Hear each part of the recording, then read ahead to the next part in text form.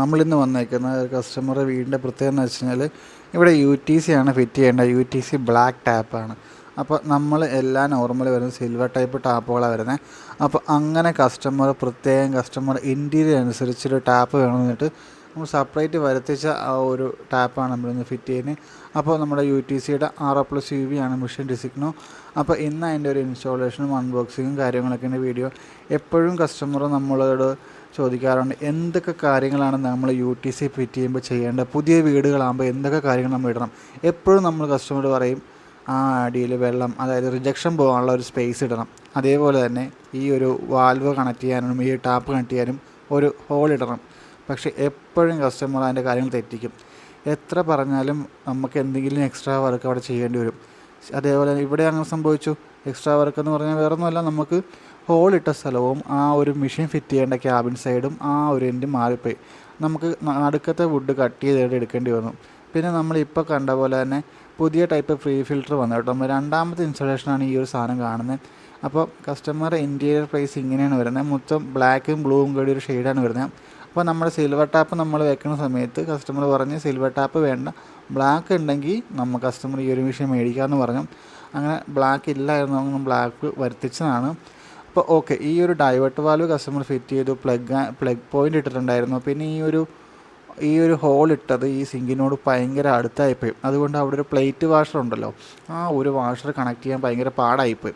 അപ്പോൾ നിങ്ങൾ ശ്രദ്ധിക്കുക, ഈ ഒരു പ്ലേറ്റ് വാഷർ ഇടണമെങ്കിലേ നമുക്ക് ആ ലുക്ക് കംപ്ലീറ്റ് ആകുള്ളൂ. പിന്നെ എന്തെങ്കിലും വെള്ളം വന്നാൽ ആ ഹോളിൽ കൂടി താഴോട്ട് ഇറങ്ങാതിരിക്കത്തുള്ളൂ.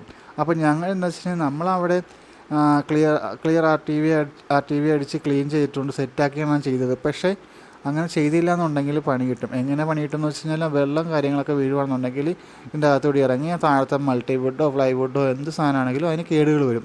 ഇപ്പോൾ നമ്മുടെ ഇൻസ്റ്റാളേഷൻ കാര്യങ്ങളെല്ലാം കംപ്ലീറ്റ് ആയിട്ട് വെള്ളം നമ്മളൊന്ന് ജസ്റ്റ് ട്രയൽ അടിച്ച് നോക്കിയാണ് കണ്ടത്. അപ്പോൾ ഈ ഒരു ഏരിയയിൽ എന്താ പ്രശ്നം എന്ന് വെച്ചാൽ നമുക്ക് നടുക്ക് പിന്നെയും കട്ട് ചെയ്യേണ്ടി വന്നു. കാരണം കസ്റ്റമർ ഈ ഒരു സൈഡ് എല്ലാം സെറ്റ് ചെയ്തു. ഈ ഒരു സൈഡാണ് കസ്റ്റമർ മെഷീൻ വെക്കാൻ ഉദ്ദേശിച്ചത്. പക്ഷേ ഹോൾ ഇട്ട് വന്നപ്പോഴത്തേക്കും ഈ റൈറ്റ് സൈഡിലെ കബോർഡിൻ്റെ അകത്തായിപ്പോയി. അപ്പോൾ നടുക്ക് നമ്മൾ കട്ട് ചെയ്യേണ്ടി വരും. അപ്പോൾ അങ്ങനെ വരാതിരിക്കാൻ വേണ്ടിയിട്ട് ഈ ഒരു സ്ഥലത്ത് തന്നെ നമ്മൾ ചെയ്യുക. പിന്നെ പ്ലഗ് പോയിൻറ്റും കാര്യങ്ങളും വാട്ടർ കണക്ഷൻ ഇടുമ്പോഴത്തേക്കും മാക്സിമം മേൽഭാഗത്ത് ഇട്ട് കഴിഞ്ഞാൽ നമുക്ക് ഈ മെഷീൻ മാറ്റാണ്ട് തന്നെ ഓഫ് ചെയ്യാനും ഓൺ ആക്കാനും പറ്റും. അപ്പോൾ അത് കസ്റ്റമർക്കും അത് വെക്കുന്നവർക്കും അത് കുറച്ചുകൂടി ഈസി ആയിരിക്കും. അങ്ങനെ ഞങ്ങൾ വൈകിട്ട് വന്ന ഇൻസ്റ്റാളേഷൻ ഞങ്ങൾ പോകുമ്പോൾ രാത്രിയായി. അപ്പോൾ ഓക്കെ, ബൈ. അപ്പോൾ നിങ്ങൾക്ക് എന്തെങ്കിലും വാട്ടർ പ്യൂരിഫയറിനെ കുറിച്ചോ അല്ലെങ്കിൽ UTC അണ്ടർ സിങ്ക് വാട്ടർ പ്യൂരിഫയറിനെ കുറിച്ചോ ചോദിക്കാനോ വരികയാണെങ്കിൽ നമ്മുടെ ഈ കാണുന്ന നമ്പറിൽ കോൺടാക്ട് ചെയ്യുക. അപ്പോൾ നമ്മൾ ബാക്കി ഡീറ്റെയിൽസൊക്കെ പറഞ്ഞായിരിക്കും. അപ്പോൾ ഓക്കെ, ഞാൻ ജസ്റ്റ് ഈ ഒരു വീടിൻ്റെ ഈ സംഭവങ്ങളൊക്കെ കാണിച്ചു എന്നുള്ളത്. കാരണം വെച്ചാൽ എപ്പോഴും പുതിയ വീടുകളൊക്കെ പ്ലാൻ ചെയ്യുന്നവരായിരിക്കും ഈ ഒരു UTC ഒക്കെ വെക്കുന്നത്.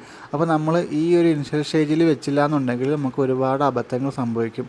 അപ്പോൾ അതുകൊണ്ടാണ് ഞാൻ പറയുന്നത്. അപ്പോൾ ഇതാണ് കേട്ടോ കസ്റ്റമറുടെ വീട്. സൃഷ്ടി, നല്ല പേരല്ലേ.